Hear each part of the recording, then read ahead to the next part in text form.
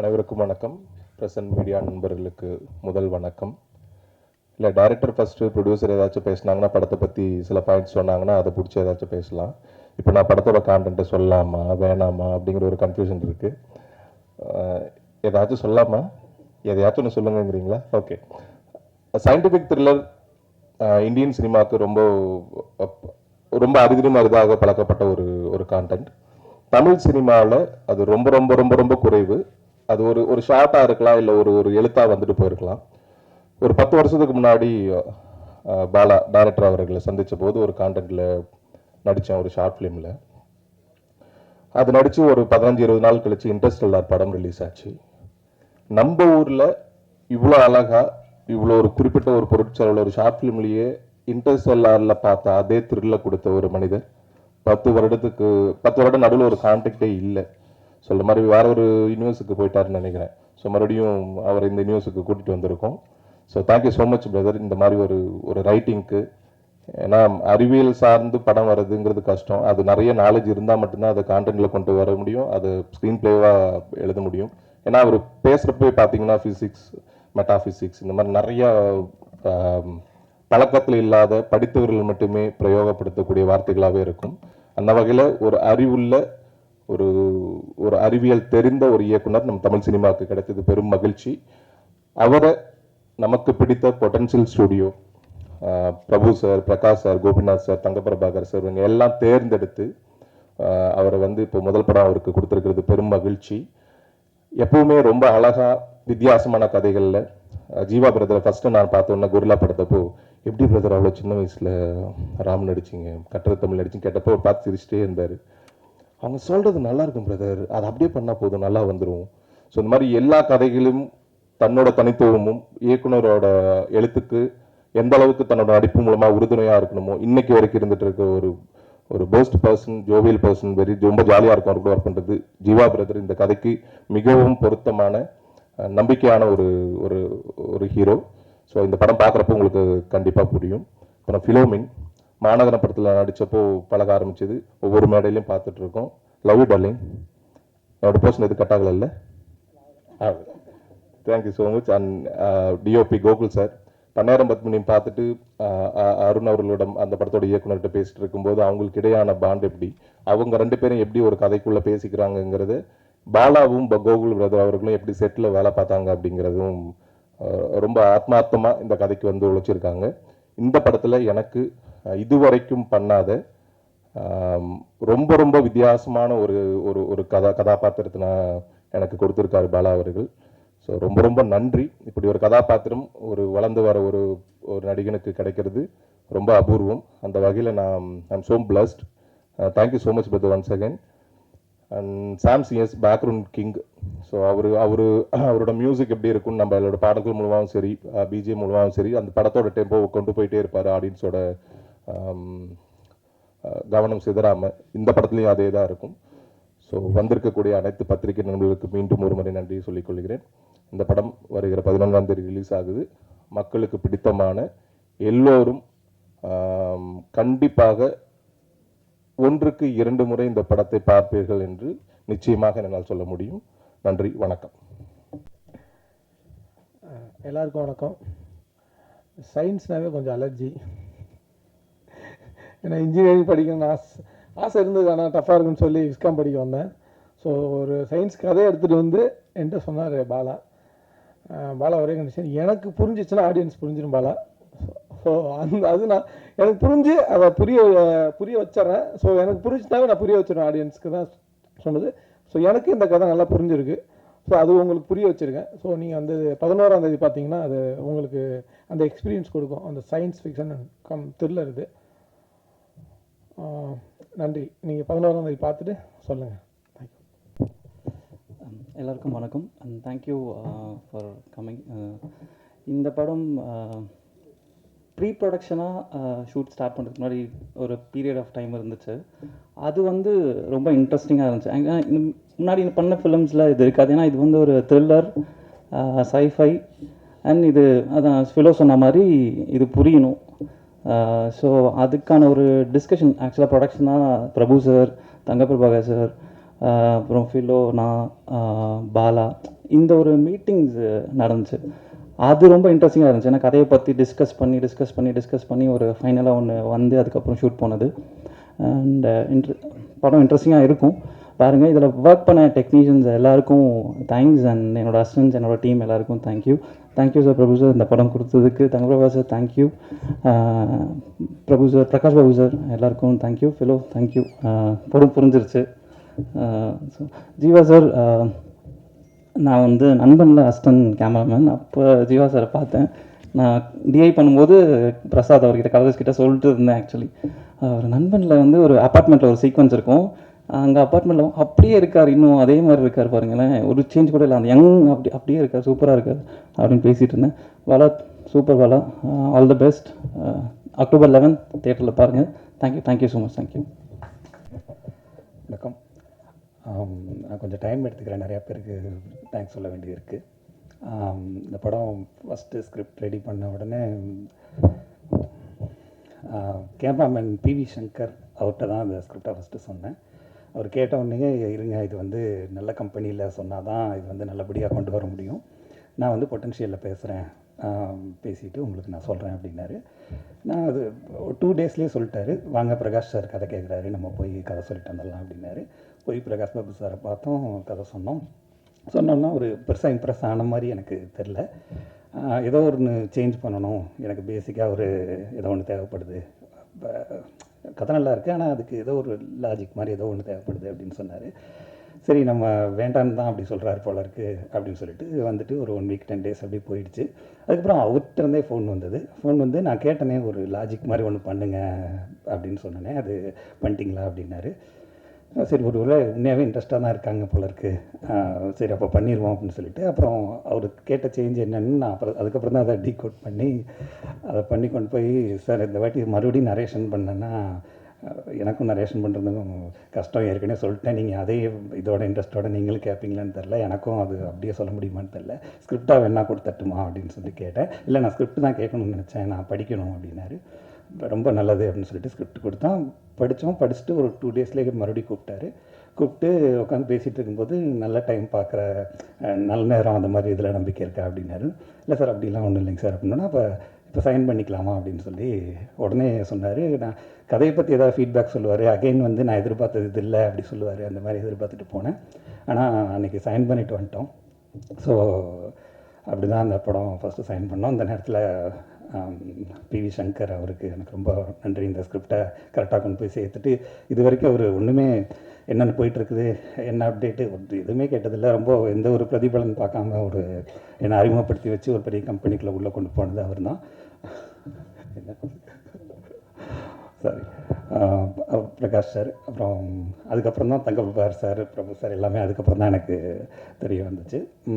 தங்கபிரபார் sir வந்து எப்படின்னா, அது ரொம்ப எங்களுக்குள்ள ஒரு மிக்சடான ஒரு தான். சில நேரம் ரொம்ப நல்லா போகும், சில நேரம் சார் இப்படி வேண்டாம் சார் அப்படி வேண்டாம் சார்னு எங்களுக்குள்ள நிறைய இது இருக்கும். ஆனால் எண்ட் ஆஃப் த டே வந்து தங்கபிரபார் சார் தான் வந்து என்ன சொல்கிறது, ஃபுல் நம்மளை எப்படி சொல்கிறது, இது இப்படி தான் இருக்கணும் போல, நீங்கள் யோசிக்கிறது வேறு, ஆடியன்ஸ் வேறு அப்படிங்கிற அந்த அந்த ஃபஸ்ட்டு பிரகாஷ் சார் சொன்னார்னு சொன்னேன் இல்லைங்களா, நீ வச்சுருக்க ஸ்கிரிப்ட் ஒன்று இதை கொண்டு வந்து ப்ரெசென்ட் பண்ணணுன்னா ஒரு கேப் இருக்குதுன்னு, அந்த கேப்பை வந்து செம்மையாக ஃபில் பண்ணியிருக்காரு அப்படிங்கிறது எனக்கு ரொம்ப லேட்டராக ஸ்கிரிப்ட் ஷூட் போகும்போது தான் எனக்கு வந்து அது புரிஞ்சது. நம்ம வச்சுருந்த அந்த ரா வெர்ஷன் போயிருந்தோம்னா அது எப்படி இருந்திருக்கும் அப்படிங்கிறது ரொம்ப அந்த நேரத்தில் தங்கபிரபார் சாருக்கு ரொம்ப நன்றி. பிரபு சாரும் என்ன சொல்கிறது, அவர் அவ்வளோவா இன்ட்ராக்ட் ஆக மாட்டார் ஸ்கிரிப்ட் சைடு, அதுலாம் ஜஸ்ட்டு எப்போ படத்தை காமிக்கிறீங்க அப்படின்னு மட்டும் அப்பப்போ வந்து கேட்டு போவார். ரொம்ப ஃப்ரெண்ட்லியான இது. வேறு கோகுல் சார், அதுக்கப்புறம் கோகுல் சார் வந்து எப்படி சொல்கிறதுனா, இந்த ஸ்கிரிப்ட் நாங்கள் எப்படி ஷூட் பண்ணோங்கிறது அது உங்களுக்கு நீங்கள் பார்த்தீங்கன்னா ரொம்ப இதாக இருக்கும். அது முழுக்க இவருடைய ஒரு அது என்ன சொல்கிறது, ஒரு ஆர்கிடெக்சர் மாதிரின்னு வச்சுக்கலாமே. இப்படி இந்த இதை இங்கே எடுப்போம், இது இங்கே எடுப்போம் அப்படிங்கிற அந்த அந்த அந்த சொல்லுவோம்ல, லெஃப்ட் பிரெயின் ரைட் பிரெயின் சொல்லுவாங்க. லெஃப்ட் பிரெயின் வந்து அனலிட்டிக்கலாக இருக்கும், ரைட் பிரெயின் வந்து க்ரியேட்டிவாக இருக்கும் அப்படின்னு சொல்லுவாங்கள்ல. எனக்கு தெரிஞ்ச அவருக்கு அந்த லெஃப்ட் பிரெயின் வந்து ரொம்ப அதுன்னு நினைக்கிறேன். ஒரு விஷயம் கூட வந்து அவர் வந்து மிஸ் பண்ணவே மாட்டார்னு சொல்லுவோம் இல்லையா, இந்த இது ஏன் இப்படி ஃப்ளிப்பாக இருக்கே, இது வந்து இப்படி இருக்கணும் அப்படிம்பாரு. யாருமே அதை நாங்கள் கவனிச்சிருக்கவே மாட்டோம்.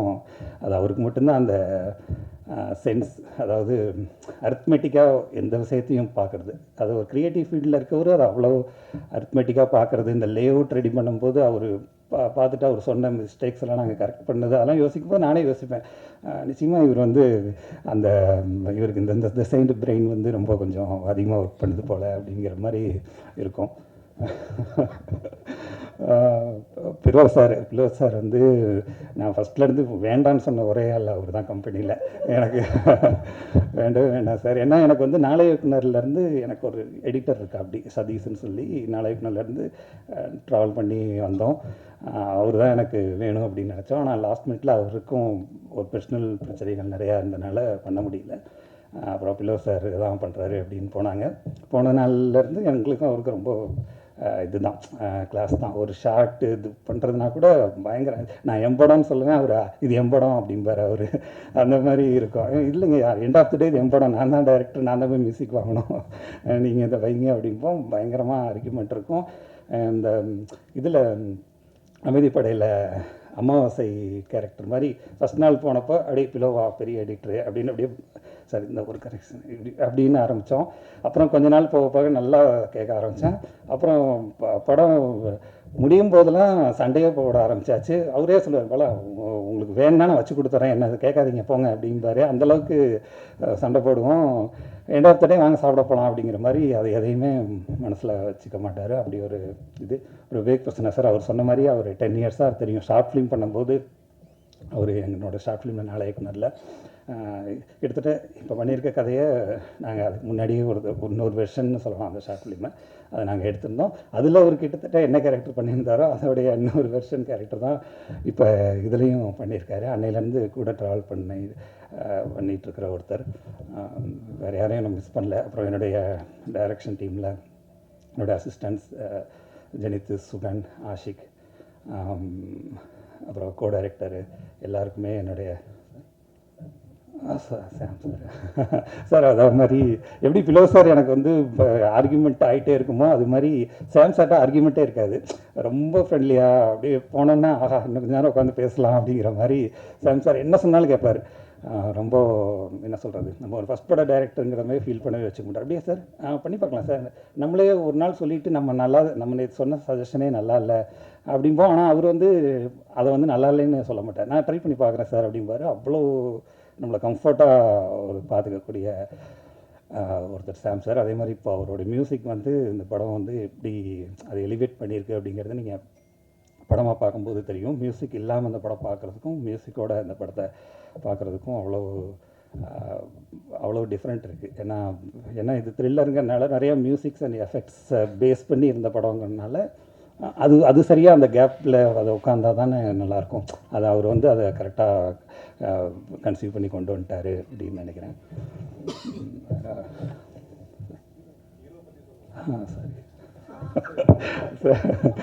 சரி சார்.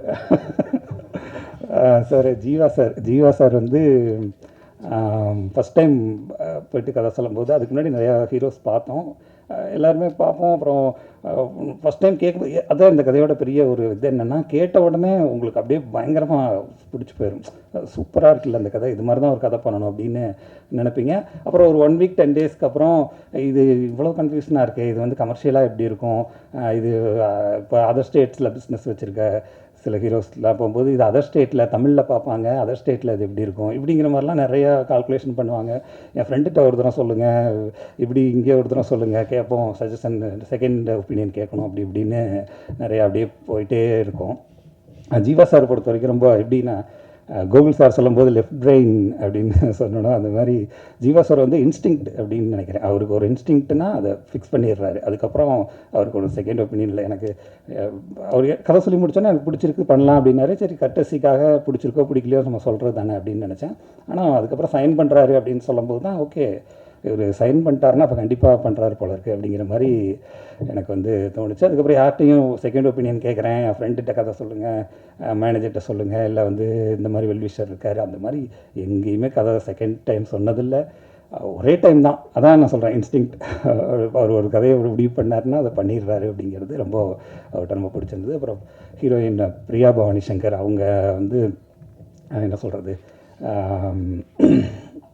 இந்த கதையில் அவங்களுக்கு பிலோ சார் சொன்ன மாதிரி தான், எனக்கு சயின்ஸ் ஃபிக்ஷன் எனக்கு பெரிய இன்ட்ரெஸ்ட் இல்லை அப்படின்னு பிலோ சார் எப்படி சொல்கிறாரோ அது மாதிரி தான் அவங்களுக்கும் அந்த ஒரு இது. அவங்க வந்து ஒரு தடவை கதை கேட்டாங்க, அப்புறம் வந்து கதையை படித்தாங்க, ஸ்கிரிப்ட் வாங்கி படிச்சுட்டும் வந்து இன்னும் எனக்கு புரியல அப்படின்னாங்க. சரி, இன்னும் படம் தாங்க பார்க்கணும் அப்படிங்கிற மாதிரி சொல்லிகிட்டு இருந்தோம். அப்புறம் அவங்க வந்து ஒரு கட்ஸ் தான் அவங்களுக்கு, பிரபு சார் இருக்கார், கண்டிப்பாக வந்து நல்ல படம் தான் பண்ணுவாங்க அப்படிங்கிற அந்த கட்ஸில் அவங்க வந்து உள்ளே வந்துட்டாங்க. ஆனால் படத்தை வந்து ரொம்ப ஒரு அழகாக்குன ஒரு இது அவங்களோட இது. நிச்சயமாக வந்து யாரையும் மிஸ் பண்ணலன்னு நினைக்கிறேன். அப்படி மிஸ் பண்ணியிருந்தால் நான் மறுபடியும் அடுத்த ஃபங்க்ஷனில் சொல்லிடுறேன். எல்லாருக்கும் நன்றி, தேங்க்யூ. எல்லாருக்கும் வணக்கம். பிளாக் படம் ட்ரெய்லர் வந்த உடனே நிறைய கமெண்ட்ஸ் பார்த்தீங்கன்னா, இது இந்த படத்தினுடைய ரீமேக், இல்லை இந்த படத்தோட ரீமேக் அப்படின்னு நிறையா கமெண்ட்ஸ் வந்துட்டே இருந்துச்சு. இப்போ வரைக்கும் வந்துட்டுருக்கு. நிறைய பேர் சொன்னாங்க, என்னங்க ரீமேக் பண்ணுறீங்க, கிரெடிட் கூட தர மாட்டீங்களா அப்படின்லாம் கேட்டாங்க. இது வரைக்கும் ஒரு 20க்கும் மேற்பட்ட படங்கள் பண்ணியாச்சு. ஆனால் எப்போவுமே ஒரிஜினல் ஃபில்ம்ஸ் மட்டுமே பண்ணணும், இங்கிருந்து இருக்கக்கூடிய கதைகள் மட்டுமே பண்ணணுங்கிற ஒரு பாலிசியாகவே இருந்து ரொம்ப நாளாக வந்து ரீமேக் எவ்வளவோ வந்தாலும் பண்ணாமல் இருந்தோம். ஆனால் ஃபஸ்ட் டைம் இது வந்து ஆக்சுவலாக இது ஒரு ஆங்கில படத்துடைய ரீமேக் தான், முறையாக ரைட் வாங்கி பண்ணது. அது எந்த படங்கிறது ரிலீஸ்க்கு அப்புறம் அதை பற்றி பேசலாம் அப்படின்னு நினைக்கிறேன். பாலா பொறுத்தளவுக்கு இப்படிப்பட்ட ஒரு கதையை ரொம்ப தெளிவாக பண்ண முடியும் அப்படிங்கிறது வந்து ஒரு முதல் படத்துலேயே அந்த கான்ஃபிடன்ஸை கொடுக்கக்கூடிய ஒருத்தராக பாலா இருந்தார். அந்த வகையில் ஸ்கிரிப்டை படித்தோன்னு எல்லாருக்கும் ரொம்ப பிடிச்சது. எங்கள் எல்லாருக்குமே இந்த ஸ்கிரிப்டை எப்படி ஆடியன்ஸ்க்கு இது சரியாக எடுத்துகிட்டு போகிறது அப்படின்றப்போ ஒவ்வொரு முறையும் ஒரு டீம், ஒரு புது இயக்குனர் வர்றப்போ அவரோட ஒர்க் பண்ண ஒரு செட் ஆஃப் டெக்னீஷியன்ஸ் இருப்பாங்க, க்ரூ இருப்பாங்க. அப்படி இல்லாமல் இதுக்கு ஒரு நல்ல எக்ஸ்பீரியன்ஸ்டான ஒரு க்ரூ வேணும் அப்படின்னு முடிவு பண்ணி ஆல்ரெடி நாங்கள் ஒர்க் பண்ண எங்களோட ரொம்ப கம்ஃபர்டபுளாக ஒரு புதுமுக இயக்குனருடைய அவருக்கு இருக்கக்கூடிய எல்லா விதமான ப்ரெஷரையும் அதை அண்டர்ஸ்டாண்ட் பண்ணிக்கிட்டு சப்போர்ட்டிவாக இருக்கக்கூடிய வகையில் ஒரு டெக்னீஷியன்ஸ் க்ரூ வேணும் அப்படின்னு சொல்லிட்டு எங்களோட கோ டு கேமராமேன் கோகுல் தான். அவர் வந்து அந்த வகையில் ரொம்ப அருமையாக அந்த டாஸ்க்கை புரிஞ்சுக்கிட்டு கூடவே சப்போர்ட்டிவாக அவங்களுக்கு என்ன வேணுமோ இதை சரியாக எடுத்துகிட்டு வரக்கு என்ன பண்ணுமோ அதை பண்ணி கொடுத்தாரு. அந்த வகையில் கோகுலுக்கு நன்றி.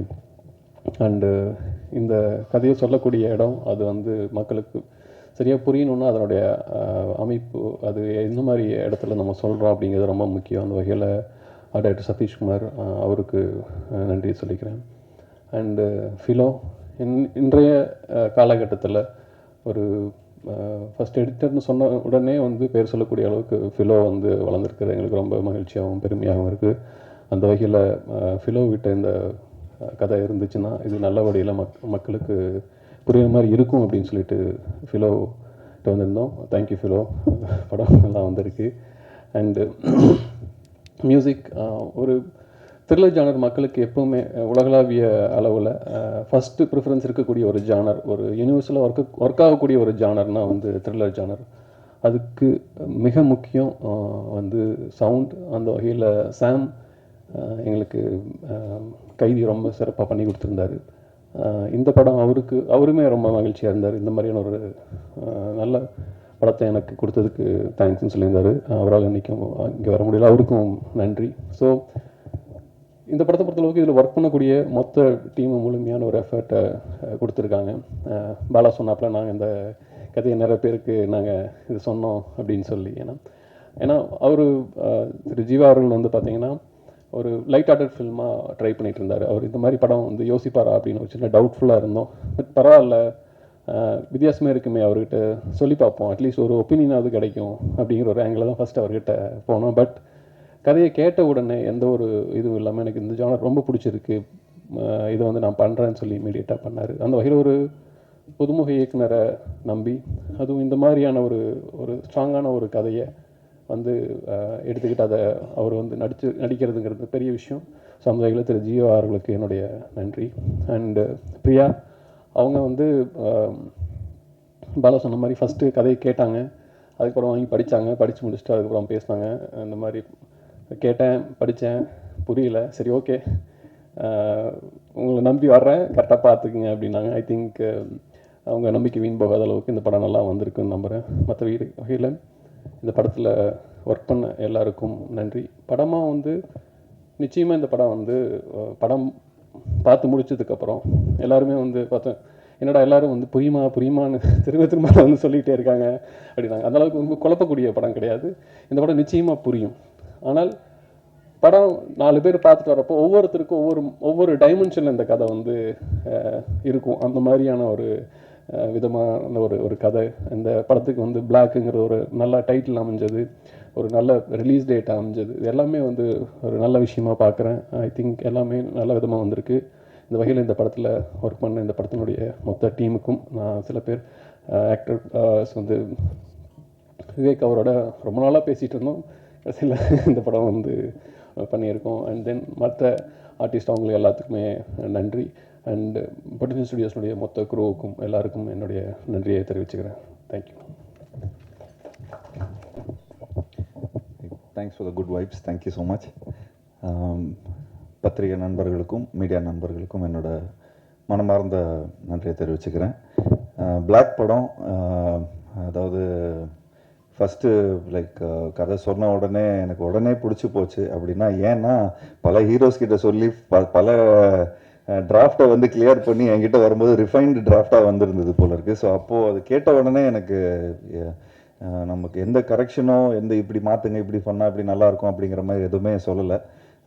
கேட்ட உடனே ரொம்ப ஒரு மைண்ட் ட்விஸ்டிங்கான ஒரு ஃபிலிம். அவர் டைரக்டர் சொன்ன மாதிரி லெஃப்ட் பிரெயின் ரைட்டு பிரெயின் அப்படின்லாம் சொல்கிற மாதிரி கொஞ்சம் மக்கள் பார்க்கும்போது அவங்களுக்கு வந்து தேர்டையே ஓப்பன் ஆகிடும்னு நினைக்கிறேன். ஸோ அந்த அளவுக்கு இருக்கக்கூடிய ஒரு மைண்டை வந்து ஒரு சைக்கலாஜிக்கலான ஒரு ஃபிலிம்னு சொல்லலாம், த்ரில்லருன்னு சொல்லலாம்.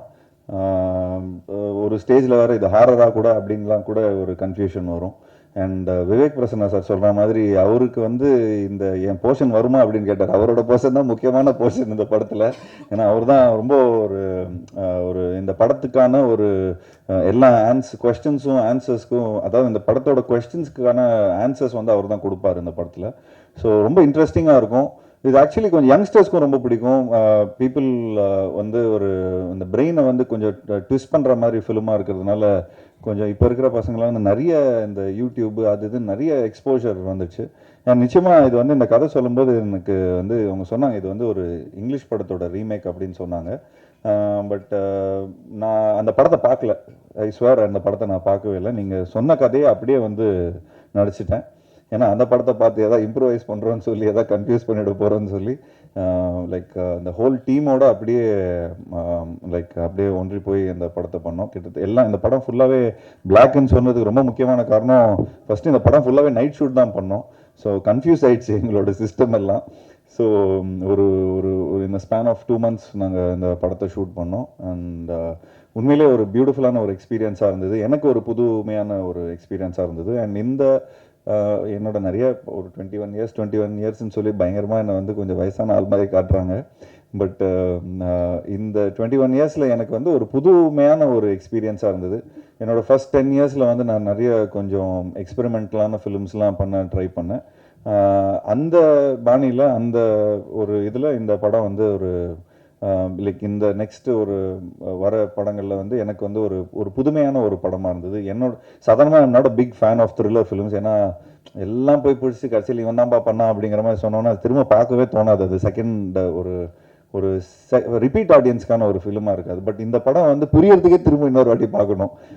அதாவது இந்த ஃபர்ஸ்ட் டைம் அதாவது புரியறதுக்குன்னா இந்த சென்ஸ் ஏதோ பயங்கரமாக சொல்கிறாங்க, பட் இந்த பாயிண்ட் ஆஃப் வியூவை திரும்ப இன்னொரு வாட்டி பார்ப்போமே அப்படிங்கிற மாதிரி இருக்கக்கூடிய ஒரு படமாக இருக்கும். ஸோ பாலா அவர்கள் வந்து உண்மையிலே இந்த கதையை ரொம்ப பியூட்டிஃபுல்லாக ஹேண்டில் பண்ணியிருக்காரு. அண்ட் வெரி ஃபியூ கேரக்டர்ஸ், அந்த ஃபியூ கேரக்டர்ஸ் ரொம்ப எங்கேஜிங்காக இருக்கும்.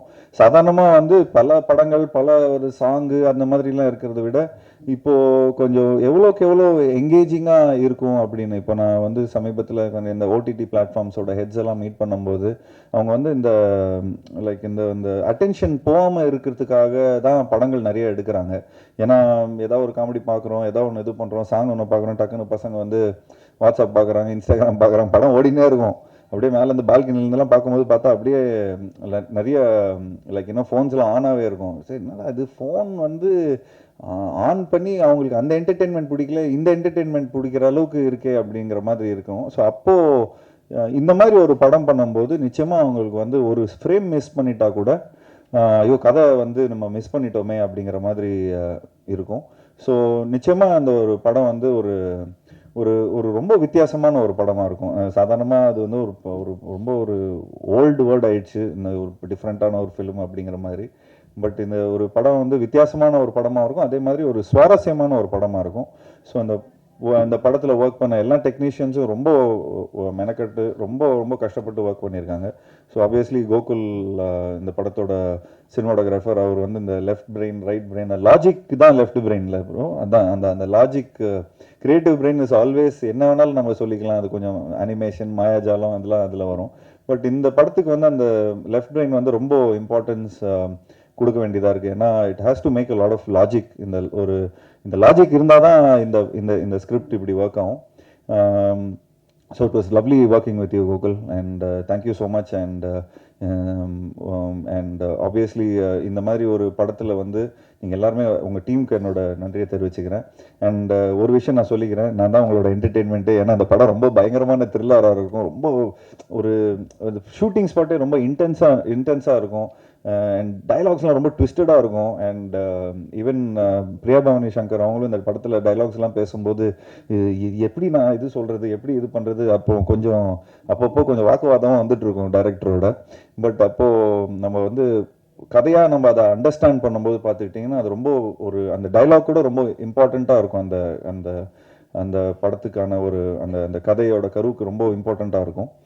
அண்ட் எடிட்டர் சார் ரொம்ப நல்லா இருக்குது, அதாவது ட்ரெய்லர் ரொம்ப பியூட்டிஃபுல்லாக இருக்குது. உங்களோட படங்கள் எல்லாமே சூப்பராக பார்த்து ரசிச்சிருக்கிறேன். அண்ட் நீங்கள் உங்களுக்கு ஆக்சுவலி 2 படம் ரிலீஸு இந்த இந்த இந்த இந்த ரிலீஸில். ஸோ நிச்சயமாக உங்களுக்கு வந்து ஒரு dilemma left brain right brain தான் உங்களுக்கும் இந்த இது இருக்கும். So I am very much looking forward for அதாவது இந்த படத்தில் எப்படி நீங்கள் வந்து ஸ்டோரி சொல்லியிருக்கீங்க, எப்படி ஒரு எடிட்டராக எப்படி நீங்கள் அந்த சொல்லியிருக்கீங்க, நானே ரொம்ப ஆர்வத்தில் இருக்கிறேன் படம் பார்க்குறதுக்கு.